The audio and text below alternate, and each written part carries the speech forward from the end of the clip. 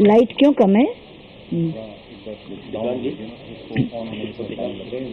तो रुकें क्या?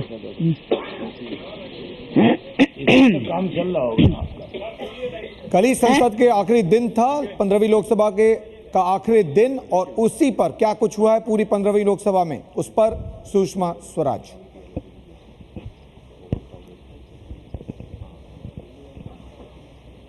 शुरू करें?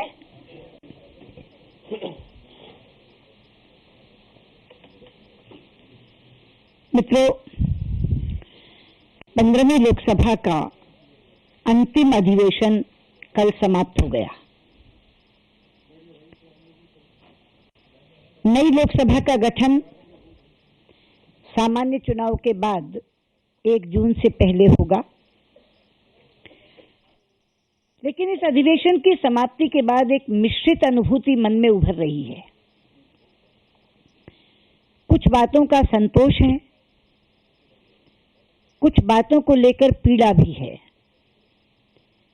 लेकिन कुछ बातों को लेकर चिंता की रेखाएं उभर रही हैं। संतोष इस बात का है कि कुछ अच्छे विधेयक हम लोग पारित कर सके, कुछ अच्छी चर्चाएं भी हम सदन में कर सके। विधेयकों के तौर पर कल भी हमने कहा था, जैसे लोकपाल विधेयक 40 साल से देश प्रतीक्षा कर रहा था, इस लोकसभा में पारित हुआ। तेलंगाना विधेयक 60 वर्षों से तेलंगाना के लोग इंतजार कर रहे थे, वो पारित हुआ। भूमि अधिग्रहण विधेयक कम से कम 20 साल से तो किसान इंतजार में थे ही, वो पारित हुआ। खाद्य सुरक्षा अधिनियम पारित हुआ। महिलाओं के साथ होने वाले यौन उत्पीड़न के बारे में सजा को सख्त करने वाले प्रावधान में सीआरपीसी में संशोधन हुआ। सोशल लेजिस्लेशंस के तौर पर मैनुअल स्कैवेंजिंग बिल पारित हुआ। स्ट्रीट वेंडर्स बिल पारित हुआ। तो ऐसे काफी उल्लेखनीय विधेयक इस लोकसभा को श्रेय दिया जा सकता है कि इसने पारित किए। इसी तरह से कुछ चर्चाएं भी बहुत अद्भुत हुई। महंगाई पर 3 बार चर्चा हुई इस सदन में, और एक से एक उम्दा स्तर की। डीजल पेट्रोल के दामों को लेकर अलग से चर्चा हुई। एफडीआई पर एक हिस्टोरिकल ऐतिहासिक चर्चा हुई है इस सदन में। भोपाल गैस त्रासदी पर, लिब्रान कमीशन की रिपोर्ट पर, ये कुछ ऐसी चर्चाएं हैं जो फ्यूचर रेफरेंस के लिए, भावी संदर्भ के लिए भी याद रखी जा सकेंगी। तो इस बात का संतोष है कि अच्छी चर्चाएं की, अच्छे विधेयक पारित किए। लेकिन पीड़ा इस बात की है कि सबसे ज्यादा कार्यवाही इसी लोकसभा में बाधित हुई। अगर हम अन्य 14 लोकसभाओं से तुलना करेंगे तो शायद सबसे कम दिन काम इस लोकसभा में हुआ। पर उसको भी मैं 2 श्रेणियों में विभाजित करना चाहूंगी। एक वो बाधा जो विपक्ष के द्वारा पैदा की गई, वो बाधा केवल इस सरकार की जवाबदेही तय करने के लिए थी।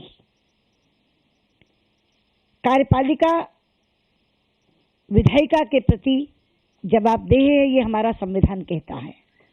सरकार पार्लियामेंट के प्रति उत्तरदायी है, ये हमारी कॉन्स्टिट्यूशनल स्कीम है। लेकिन इस सरकार ने इतने भ्रष्टाचार के कांड किए कि हर सत्र के अंतराल में एक नया कांड उजागर हो जाता था, और सरकार चाहती थी कि उन प्रकरणों को दरकिनार करके हम संसद चलाते रहें। अगर हम ऐसा करते तो हम अपनी जिम्मेदारी में कोताही बरतते। इसलिए इस सरकार को जवाबदेह बनाने के लिए बहुत बार हमने संसद रोकी और बहुत बार बहुत आक्रामक ढंग से चर्चा की।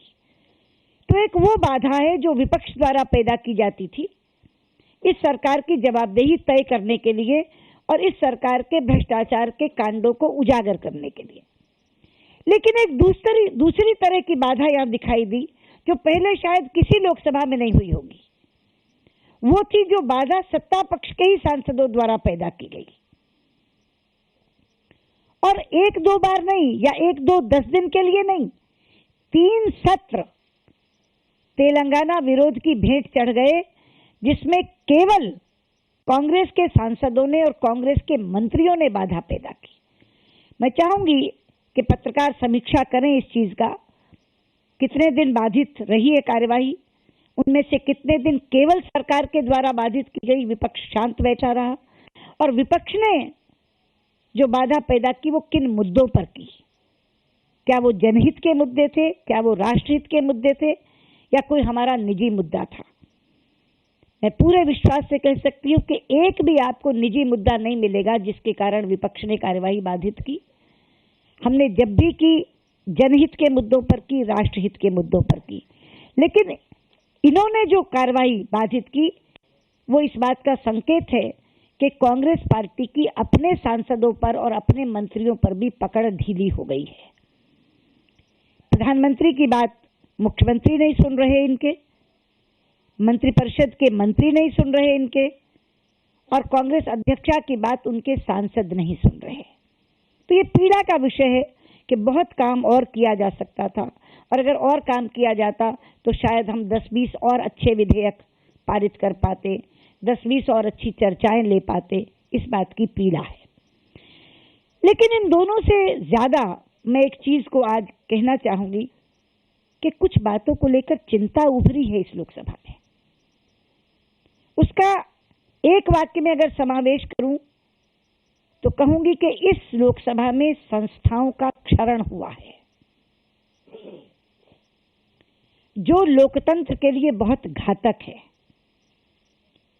एक आध संस्था उसका शिकार होती तो हम उसको अपवाद मान लेते, लेकिन लगता है कि सरकार का माइंडसेट ही ऐसा था, उनकी मानसिकता बन गई थी।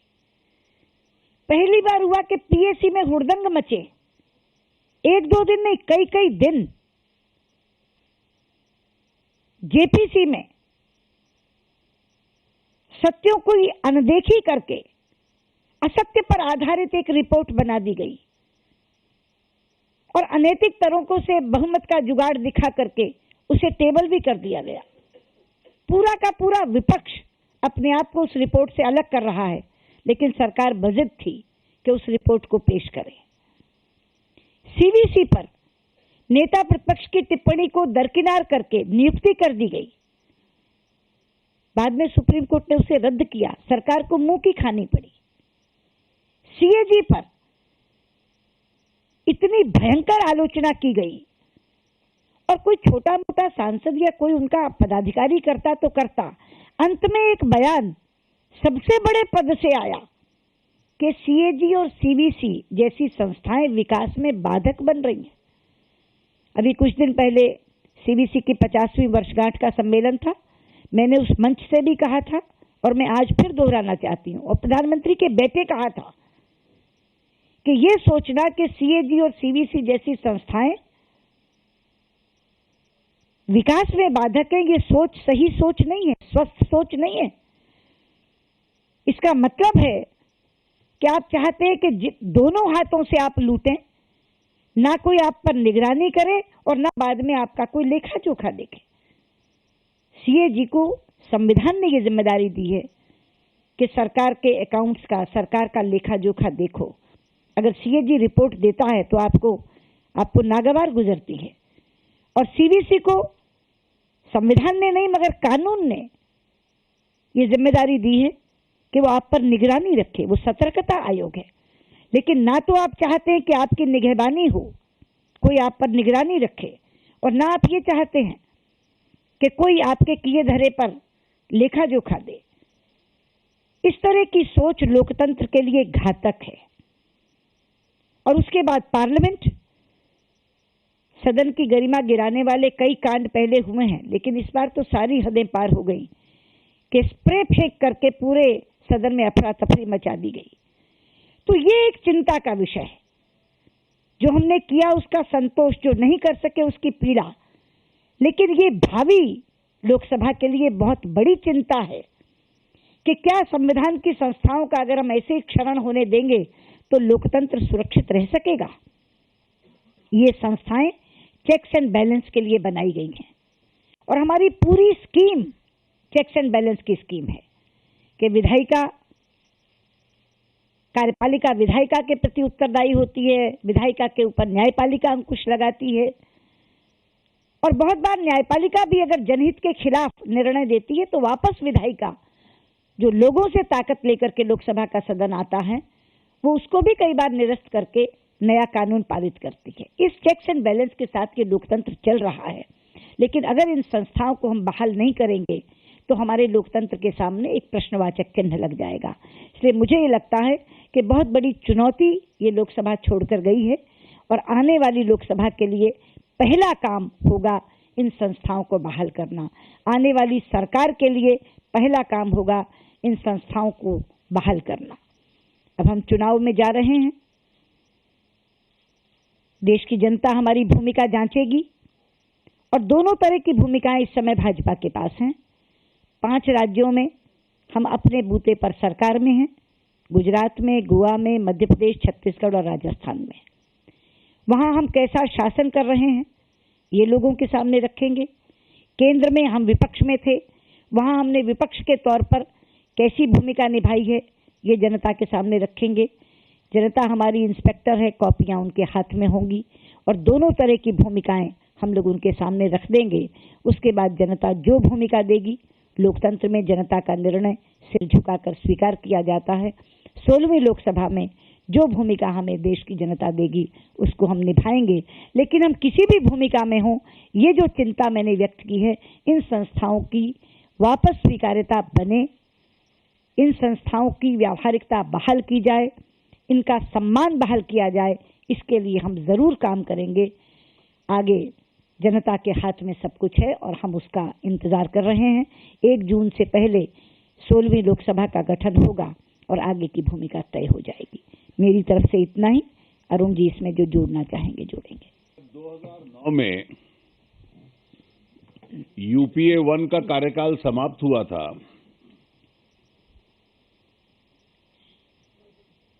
तो एक टिप्पणी सरकार किया करती थी कि हमारे पास अपनी ताकत पर सरकार चलाने की क्षमता नहीं थी, वामपंथियों के भरोसे सरकार चल रही थी और इसलिए निर्णय लेने की प्रक्रिया एक कठिन थी।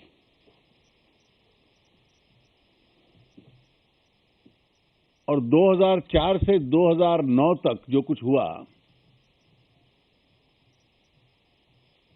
उसके लिए एक ये एक्सप्लेनेशन कारण बतलाया जाता था।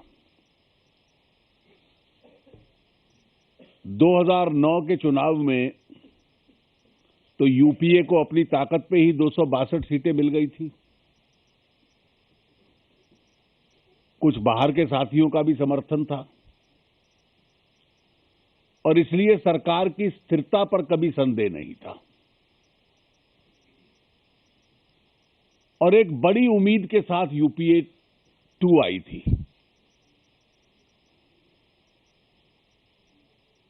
उस वक्त अपेक्षा थी कि बहुत तेज गति से निर्णय होंगे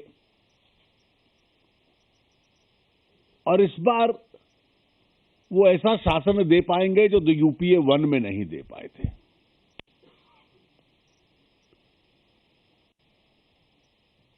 चुनाव जीतना, री इलेक्ट होना, उसके साथ भी एक आत्मविश्वास आता है। दूसरी बार लगातार इतने बड़े देश में चुनाव जीतना सरल नहीं होता। तो 2009 में यूपीए ने अपनी लोकप्रियता और अपने आत्मविश्वास की जो एक चरण सीमा थी, पीक थी, उससे अपना कार्य आरंभ किया था।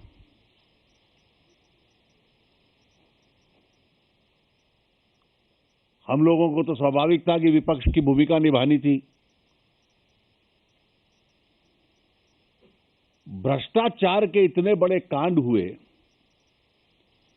जिसकी वजह से शासन की और सरकार के नेतृत्व की विश्वसनीयता एकदम टूट गई।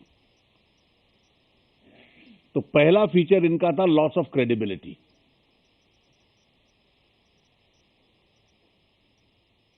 दूसरा फीचर इनका था एक लीडरशिप वैक्यूम, नेतृत्वहीनता। प्रधानमंत्री के पास स्वाभाविक एक आखिरी शब्द होता है कि लास्ट वर्ड इतने बड़े लोकतंत्र में प्रधानमंत्री का होता है, वो नहीं था।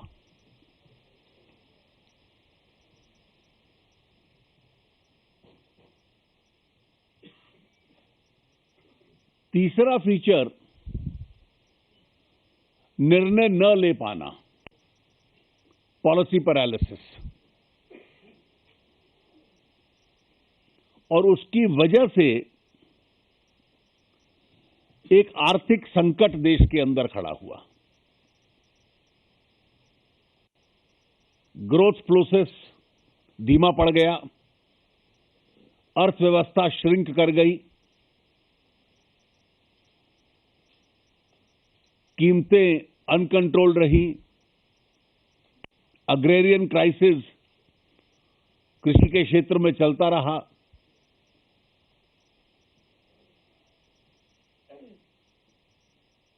रुपए की कीमत कमजोर होती गई,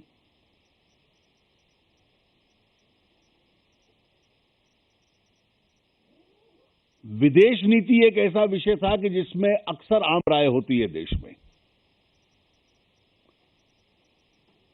न पड़ोसियों के साथ कोई बहुत कंफर्टेबल रिलेशनशिप थी, ऐसा नहीं था। और जिन महाशक्तियों के साथ बहुत अच्छे संबंध थे, कार्यकाल समाप्त होते हुए भी उन पे भी प्रश्न चिन्ह लगने लग पड़े। अक्सर हम एक स्वर में बोलते हैं फॉरेन पॉलिसी के संबंध में, आज उसको लेकर भी एक चिंताएं देश के अंदर हैं। और एक बड़ा फीचर था जो सुषमा जी ने अभी कहा, जो इंस्टीट्यूशनल डिक्लाइन हुआ।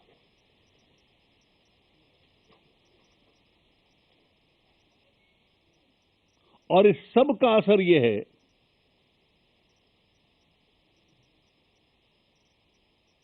कि इतनी बड़ी लोकप्रियता के स्तर से सरकार आई थी 2009 में, आत्मविश्वास के साथ आई थी, और जब उनका अंतिम सत्र समाप्त हुआ है संसद का, ना जनता को उम्मीद है, ना मीडिया के मित्रों को उम्मीद है, ना हमें उम्मीद है, और ना सरकार को उम्मीद है कि रति भी उनका कोई उम्मीद सत्ता में वापस आने की नहीं है। निराशा के साथ, उत्साहहीनता के साथ, एक सिनिकल और नेगेटिव भावना के साथ इस सरकार ने अपना कार्यकाल समाप्त किया है।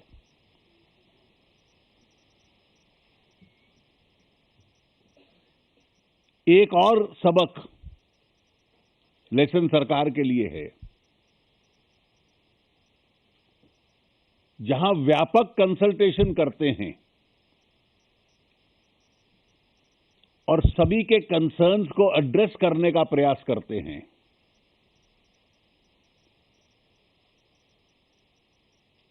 तो कठिन निर्णय भी लिए जा सकते हैं।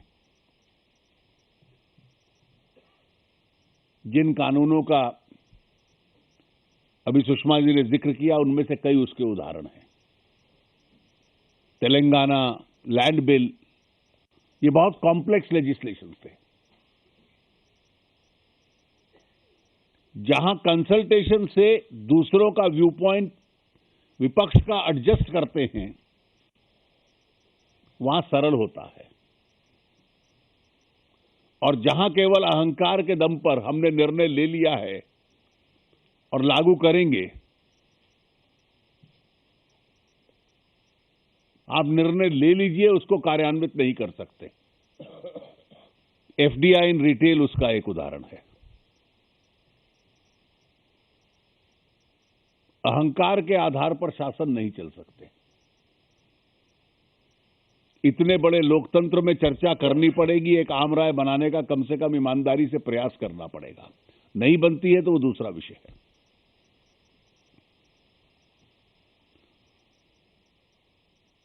मेरी यही टिप्पणी है कि इस सरकार के कार्यकाल के बारे में कि 5 साल अगर पीछे मुड़कर देखें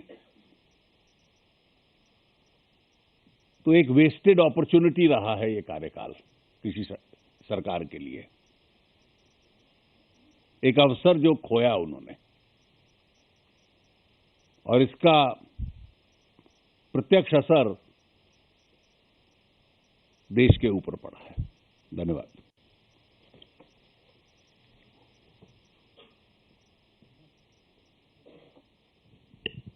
मिस्टर रविंदर। सुषमा जी, जेटली जी, दोनों से पूरा सवाल है।